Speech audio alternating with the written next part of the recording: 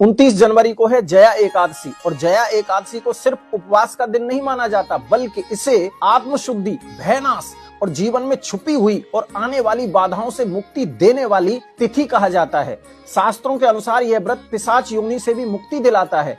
इसी वजह से इसे पिशाच मोचनी एकादशी भी कहा गया है। मान्यता है जो भी इस एकादशी का व्रत करते हैं उनके जीवन से नकारात्मक ऊर्जा, अकाल मृत्यु का भय और दुर्भाग्य दूर भाग जाता है। एकादशी का व्रत 29 जनवरी को रखा जाएगा। इस दिन रवि योग, भद्रावास और शिव योग बनने के कारण भगवान कृष्ण और लक्ष्मी जी की पूजा करने से कैरियर, व्यापार और स्वास्थ्य से जुड़ी हुई समस्याओं से छुटकारा मिलना निश्चित है।